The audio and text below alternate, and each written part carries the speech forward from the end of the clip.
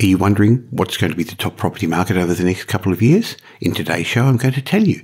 I'm going to tell you what to do and what not to do if you choose to invest in that market as well. I'm also going to explain why everything happens for a reason, a special mindset message today. And then we're going to explain 5 reasons why many Australians are going to remain in debt all their life. And even if that's not you, there's probably somebody amongst your friends or your family you're going to be able to help by learning these lessons. So welcome to this week's episode of the Michael Yardney podcast. Welcome to the Michael Yardney podcast, where each week you will learn a number of new ideas regarding success, property investment and money in around 30 minutes. Our show is brought to you by Metropole, who specialise in helping you grow, protect and pass on your wealth through strategic property advice. Now here's your host, Michael Yardney, Australia's most trusted property commentator, who has once again been voted our leading expert in wealth creation. That's the 5th time he's won a similar award in the last 7 years.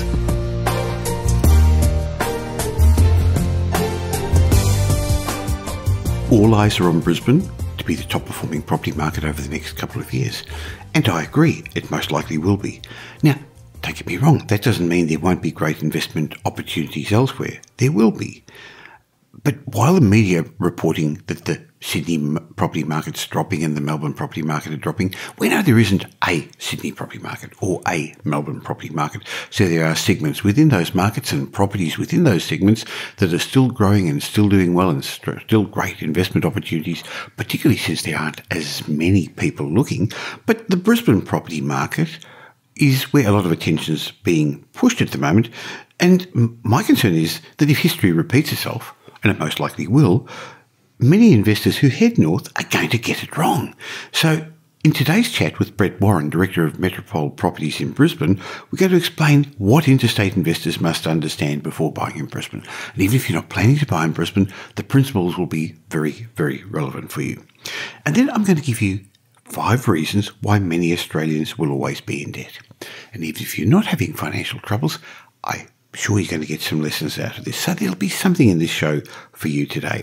I've actually been recording this at home today. I tend to work from home every Wednesday, and it gives me a chance to do my podcasts and write my blogs and prepare for my workshops. In fact, currently I'm preparing for my upcoming property renovations and development workshop.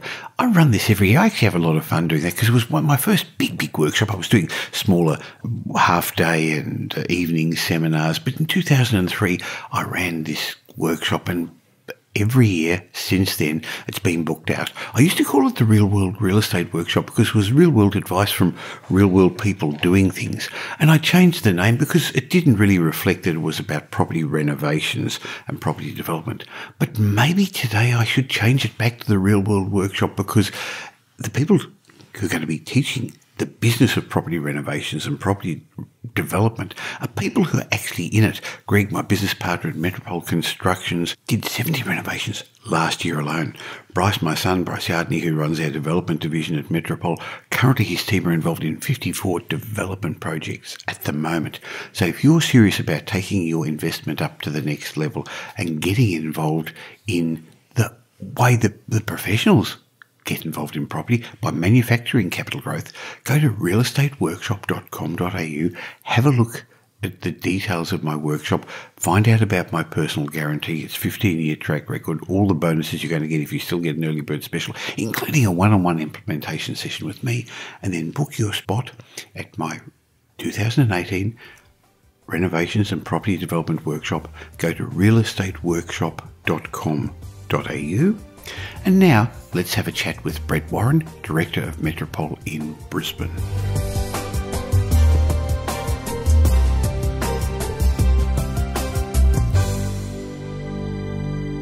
Hi, Brett. Hi, Michael. How are you going? Great. Now, Queensland's in the news. The Brisbane property market's doing well and most likely to be the best performing property market over the next few years. But that also means that there's likely to be a whole lot of people from interstate now wanting to take advantage of the opportunities the Brisbane market offers. But that's going to, apart from having opportunities, have some pitfalls because they don't understand that Brisbane is a bit different to other capital cities. So let's first start off with, what do you see ahead for the Brisbane property market? Yeah, look, it's been a very poor decade, as we've probably gone over many times. But look, things are starting to head in the right direction, and all those key drivers of capital growth, such as employment growth, our employment hubs are expanding, some of the bigger ones, and people are returning to Brisbane. So finally, the numbers are starting to turn around after the mining downturn, and we're getting a lot of interstate and also overseas migrants come to the state. Well, sure. The Brisbane property prices have been cheaper, at half the price of an equivalent house in Melbourne or Sydney, but that's not enough. You actually need jobs and you need local confidence, and finally that's returning. But with that return of people moving there, as you said, some people are starting to move there to live because of the jobs, we're going to get a swag of investors who are going to come with their preconceived idea of what's a good investment. So tell me, what's different about the Brisbane market? What does one have to look for to find an investment-grade property? Yeah, I think the biggest difference is actually the physical size of Brisbane compared to Sydney and Melbourne, and in particular the urban sprawl.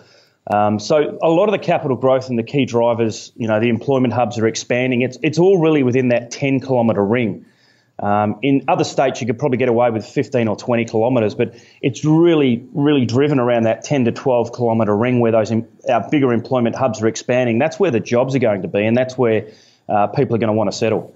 Well, clearly, we believe that what's going to create capital growth in properties is the ability for people to afford to pay more for their homes, not investors, owner-occupiers, and that's got to do with jobs, job creation, but also the right sort of jobs. So while a lot of jobs have been created in Queensland over the last years, there have been casual jobs, there have been part-time jobs, there have been jobs in hospitality. Now we're talking about different types of jobs that are going to be permanent jobs and higher-paying jobs. So you've got to understand where they are. You can't just invest anywhere in Brisbane, but let's take it up a level. You actually can't invest anywhere in Queensland because Queensland's a huge state. Queensland's a huge state, yeah. It's particularly to the north of our state. As you talked about, Brisbane's starting to mature as an economy, and they're starting to get more services-based jobs and things like that, and the casual and the tourism and the mining kind of jobs are starting to become less and less. But they're still very paramount in those northern states. The Mackays and Townsville. It's a very tourist-dominated market, and mining dominates those economies. So there's always a great deal of volatility, whereas Brisbane's starting to mature a little bit more, as you said. So therefore, I guess the lesson is the Brisbane market is very, very different from the Queensland market, and even Brisbane's very fragmented. I've heard you call it a more buyer-friendly market. What do you mean by that? Yeah, we do talk to a lot of our Melbourne and Sydney-based clients, and it's a little bit more cutthroat down there, Michael, as you talk about when you go to auction and things like that. Up here, we've got the ability to be able to have a few more clauses in the contract. We've got the luxury of, in many cases, having a building and pest clause in our contract to make sure we don't have any nasty termites or any damage like that, and also finance clauses as well. So it's more buyer-friendly. It's probably a little bit more forgiving than the other markets and not as final.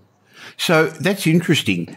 In Victoria, you've got a vendor statement, so people actually, purchasers have all the documentation in front of them and very often have to sign an unconditional contract of sale straight away. In New South Wales, it's slightly different, but in Queensland, a lot of your contracts are conditional, which gives you the ability to do some of the due diligence so you don't get caught out. Yeah, and look, I mean, it really is a luxury. And look, 99% of the time, there's obviously no issues. But look, on the odd chance, 1 out of 100 times, there might be an issue with a property we haven't picked up because there might have been a termite's nest in the roof or something, or, it just gives you the benefit of being able to, to move out of that and exit the contract without any penalties. In Sydney and Melbourne, auctions have dominated the market. Hasn't been as active in Brisbane, even though as the market picks up, auctions are going to come back again. But you seem to have a lot of what we call multi-offer scenarios, which we're not as familiar with down south. Yeah, look, we probably have around half as many auctions. They're really probably more common within that probably 4 or 5K ring for the higher end homes and things like that. And our culture's not there. For a good weekend, we have probably a 40 or 50% clearance rate. So the biggest part of difference is probably the multiple offer situation, and that's really like a blind auction, Michael. Once there's a secondary offer or even third or fourth offer, you've got to stop negotiating and you've got a chance to put your best and final offer in. And You could be $500 apart, you could be $5,000 apart. It really comes down to what you're comfortable in paying. Well, I know one of the benefits that your team has got is the industry knowledge, but also the insider knowledge. It's not just who you know, it's who you know knows. And I'm not stuttering, but by knowing the right agents, by knowing the people in the industry, by knowing the agent on the other side, that often gives you a bit of an inside running, which in other industries, I guess it'd be called insider trading and you'd get into trouble. But by having been selling agents, being in the industry for a long time, that must give you a heads up. Yeah, look, absolutely. I mean, we probably get about 30 to 40% of our properties off the market, or even we get a heads up and we can go through when they're taking photos, and that just gives us a head start. And quite often we can wrap that up, before it actually hits the market, if we can buy it at the right price. And it's probably a benefit for our clients because they would never have seen that property if we hadn't have brought it to their attention. That's interesting because I know in our other offices also, people will often say when we're searching for them, oh, what about this one I've seen on realestate.com or that one I've seen on Domain?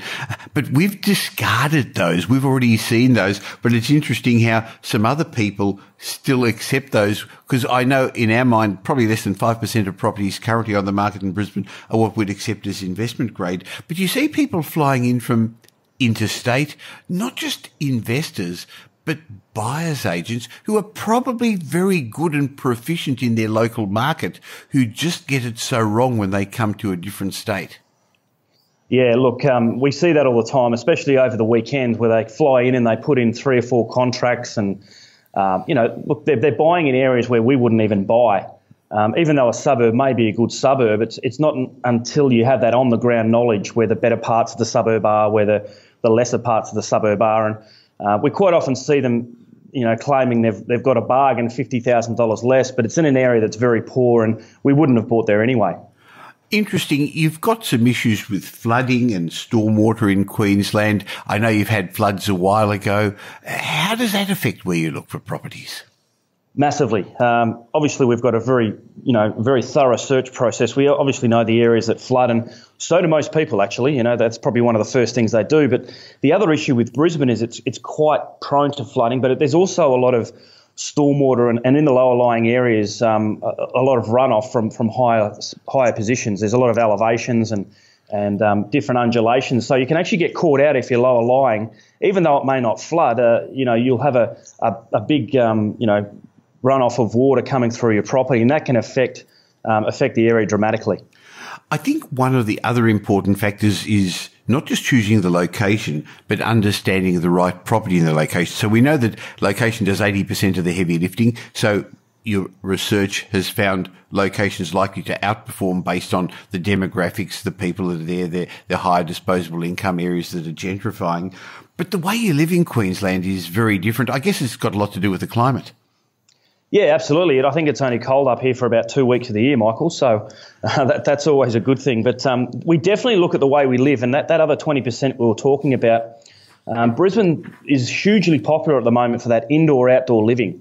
Having your kitchen, living and dining, backing out onto a deck or a backyard or something like that where you can bring the outdoors in is really popular. And if you're looking for a property as a home, that's something that's high on the tick list. But it's something that's high on our tick list as well as investors, because if we can solve a problem there and find a property that doesn't have that indoor-outdoor living and turn it into an opportunity where it does, we're solving a problem and adding value and to that property which otherwise may have been overlooked.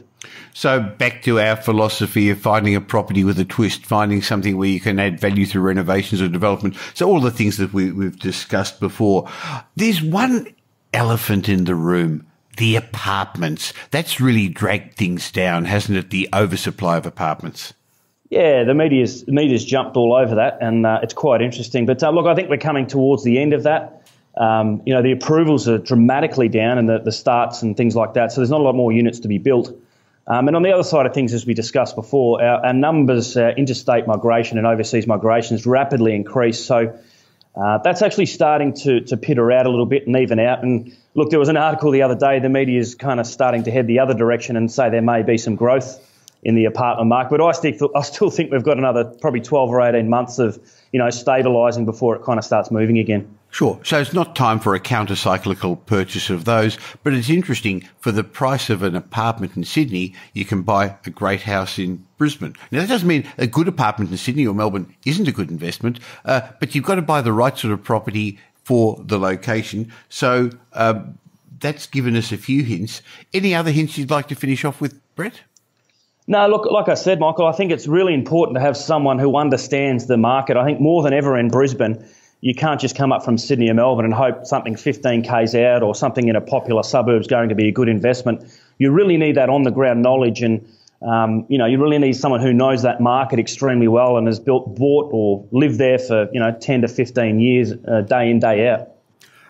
And in Brisbane, infrastructure, walkability, a proximity to the right amenities is just as important as in every other state. So I look forward to having more chats and hearing how well the Brisbane market's going to move in the next little while. If people want to get in touch with you or your team, metropole.com.au or 1300 Metropole. Thanks for your time, Brett.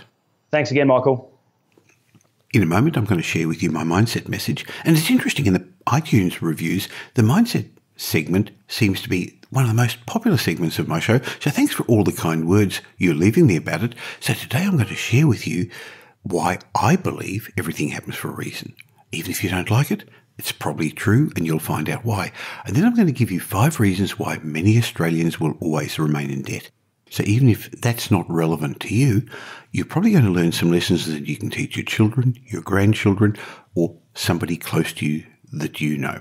But before we do that, I'd like to remind you that if you want to step up to the big league, if you want to become an expert in property renovations or development, why not join me for 2 days, October 20th and 21st, at my annual Property Renovations and Development Workshop. You can find out all about it at realestateworkshop.com.au. There's a link in the show notes. But the reason I'm mentioning that to you is because at this stage of the property cycle, capital growth isn't assured. But if you step up to the big league and manufacture your own capital growth through renovations or development, then you will be able to be ahead of the pack. You'll be able to get your properties at wholesale if you become a developer. So why not spend 2 days with some of the sharpest minds in Australia and discover the proven systems and strategies for property development? Let me explain. This is real-world advice from people who are doing it actively. I'm personally currently involved in 4 developments, but we've done about 700 developments over the years. And my business partner, Greg Hankinson in Metropole Constructions, did about 70 renovations last year alone. You're going to learn from real-world people, not reality TV people, and you're going to learn from people teaching you about finance, the tax structuring, the business of getting involved in property renovations and development. realestateworkshop.com.au. Come along, join me. When you read on that website, you'll find out about my personal guarantee, as well as the way you can get a one-on-one personal implementation session with me. I look forward to spending 2 days with you in October. Now here's Michael's mindset message. Remember, a change in your thinking will lead to a change in your life.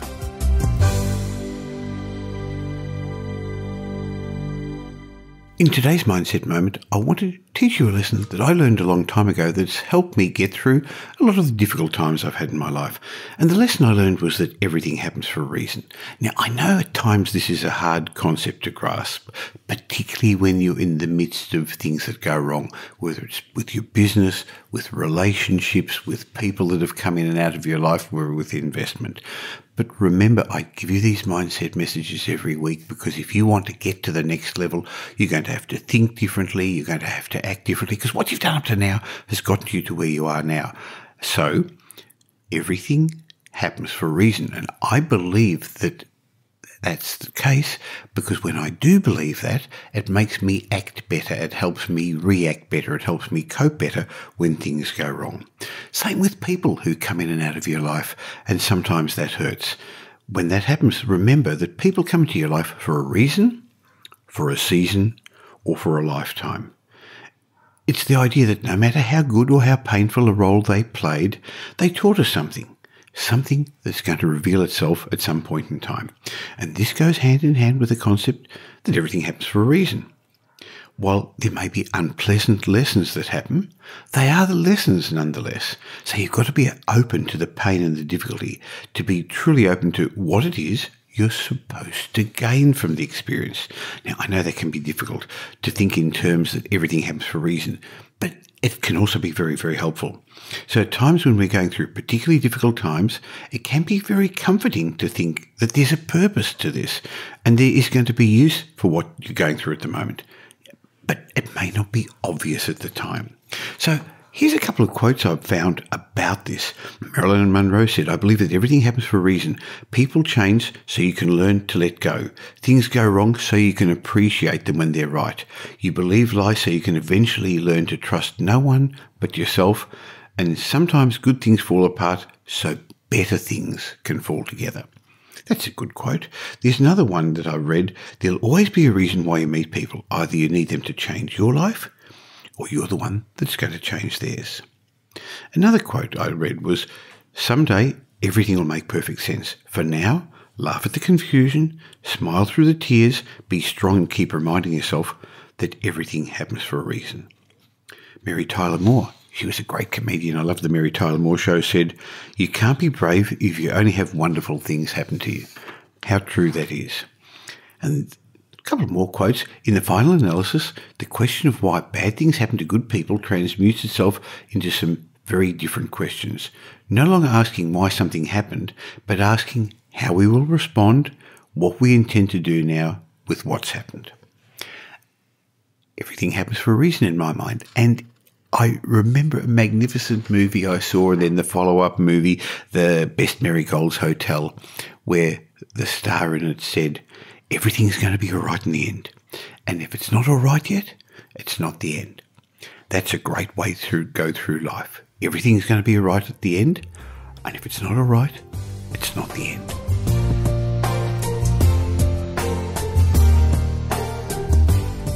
The inspiration for this part of my chat with you today came from a chat with one of my nieces who has got a good job, got a better job, got more pay, but still the money doesn't last till the end of the month.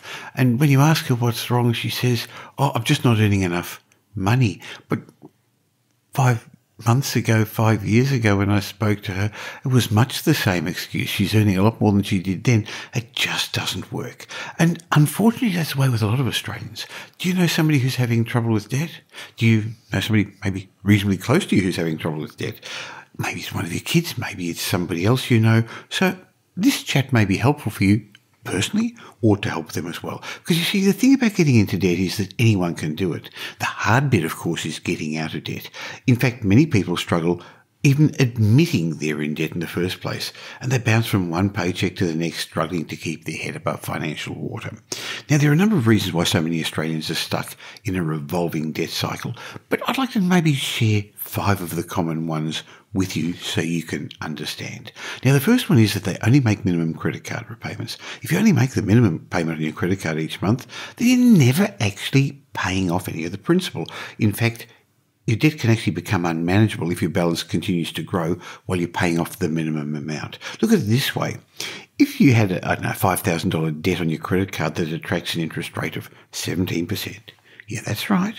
When you have credit card debt, it's not the 4 or 5% of a bank loan, 17%, and you only make the minimum repayments on that, say of 3% of your balance each month. Guess how long it's going to take to pay off that $5,000 debt? I read somewhere it's going to take 189 months. That's nearly 14 years to pay it off, while you're accruing interest of nearly the same amount as your debt in the first place. So a simple strategy is to increase the amount you pay off each month, which can make a huge difference on how long you take to pay it off. Ideally, you should pay off your credit card balance every month. If you can't do that, then your spending is likely to be exceeding your income, and you shouldn't be buying anything on the credit card in the first place. You see, too many people see the available balance on their credit card as their money, and it's not, it's the bank's money, and they're charging you for the privilege of using it at a very high rate. Another reason people are forever in debt is because they splurge on holidays. Now, this particularly happens around Christmas time when many people rely on credit to cover their holiday spending, which means they start the new year in a worse financial position than they entered the previous year. Now, look, sometimes it's because you feel you've got to keep up with the Joneses, but it's quite possible your friends are also in credit card debt and struggling. So many Australians are. So a really good strategy is to consider avoid spending time around others who've got a tendency to overspend, and stop getting yourself into situations where you might be melting the plastic at the register. Maybe you should consider locking up your credit cards at certain times of the year, maybe around Christmas time or holiday time, and then just spend within your financial means. Look, a reason I think a lot of people remain in credit card debt, is they believe debt's just part of life. See, people are stuck there because they don't know any different. However, the type of debt I'm talking about is bad debt. It's the result of wanting or needing something you didn't actually have the cash to buy at the time. The problem is you can go to ATM and you can borrow next month's money today and pay a premium to do that. Now, that's a bad habit. Maybe you need to give yourself a wake-up call by keeping close tabs on your spending to see how much you're relying on debt to maintain your lifestyle. Do you do a budget? You should be. Now, of course, once you work out how much you owe, then you make a plan to pay off the debt, because having a goal of getting out of debt may give you the motivation to help stop relying on it. Now, for a lot of the millennials listening to this, when I said, debt's part of life, you'd say, yeah, of course it is. When I grew up, there weren't credit cards. When my parents grew up, unless you actually had money, you couldn't buy things. You had to put money aside and save to buy things, or you bought things on lay-by at the shop. You put money aside. Each week you'd go back and put a bit more. When you'd paid it off, then you got it. So debt doesn't have to be part of your life. Another reason that many Australians are continually stuck in debt is they don't have a contingency fund. I always recommend that people set aside money for a rainy day, for the unexpected medical expenses, repairs, loss of job, whatever it is. The amount of the contingency fund will really depend upon what your regular expenses are and how much income you've got. But a good guideline is to have enough funds to financially sustain yourself and your family for up to 6 months. You see, too many people don't have any cash reserves, or in your offset account, if you've got an offset account, put it there and save that for your rainy day fund. In other words, don't use it, don't spend it. But if you don't have an offset account, set one up if you've got a loan account. If not, put it somewhere like a small cash income earning account. And people don't have that, and so they've got to rely on credit cards when an unexpected expense crops up, and then they get themselves into trouble. Doing this means they end up paying more than the original cost because they don't tend to be able to pay off the balance quickly enough, and then those high interest rates that I mentioned before creep in. Now, the last reason I want to discuss today, and boy, there's lots of reasons why people get themselves into debt, but the last reason is because people allow expenses to rise with their income. Like my niece I was talking about before, it's well known saying that people's expenses usually rise to match their income. So if they're happy recipient of a pay rise or they get a new higher paying job, the expenses miraculously increase because they believe they can afford a nicer car or more expensive clothes or that new gadget. Now, this can be especially dangerous, though, if you're carrying debt on from the days when you were earning less, and now you're taking on even more loans to help pay for that bigger home, that bigger car, that bigger whatever. Their debt just simply balloons, leaving them unable to pay it off despite the bigger paycheck. So the bottom line is, debt doesn't have to be a dirty word, but you've got to have financial discipline to manage it correctly. This includes creating and sticking to a budget to ensure that you live within your means, actually preferably below your means, so that you can save all of the time. Now, budget isn't actually looking at what you spent last month and the month before, even though you should keep track of that. A budget also is allowing yourself amounts to spend in the future, so you should know exactly what you're going to spend. Because if you're ever splashing out on things you don't really need and paying for them on credit, with money you don't really have, it's likely you're never going to find your way out of that vicious debt cycle. Well, there you have it. We covered a lot in this week's show. I'd like now to read out a review that I received. And remember, every time you put in a review, and if I read it out, I'm going to gift you a copy of any of my books that you like. So send me an email at michael@metropole.com.au. Tell me you left a review and I'll read it out and I'll also give you a gift. My way of saying thank you. And Paul Jones left a review saying, 5-star review. Thank you, Paul. Very informative, lots of gold in the podcast, and appreciate somebody with your experience giving back so others too can work towards financial freedom. Now, that's the intention of this, Paul. So thank you so much for those kind words. And if you would like to pass the message forward as I am, I'd really appreciate it if you could leave a review. That helps more people find out about it. And I'd really, really appreciate it if you just told somebody about the podcast. Send it to them through Twitter, Facebook, email, forward it, talk about it, let other people know, because together we're going to inform and educate as many Australians as we can to become financially fluent, successful, and become great property investors, business people, and entrepreneurs. Thank you so much again for spending this time with me, and I look forward to having a chat with you again this time next week.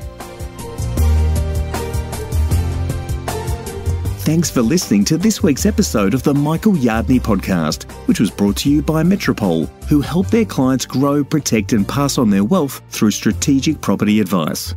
If you got value from today's show, we'd really appreciate it if you would leave a review and we'll read it out on a future show, and Michael will gift you one of his books as a way of saying thank you. Just go to michaelyardneypodcast.com/review and let us know what you think.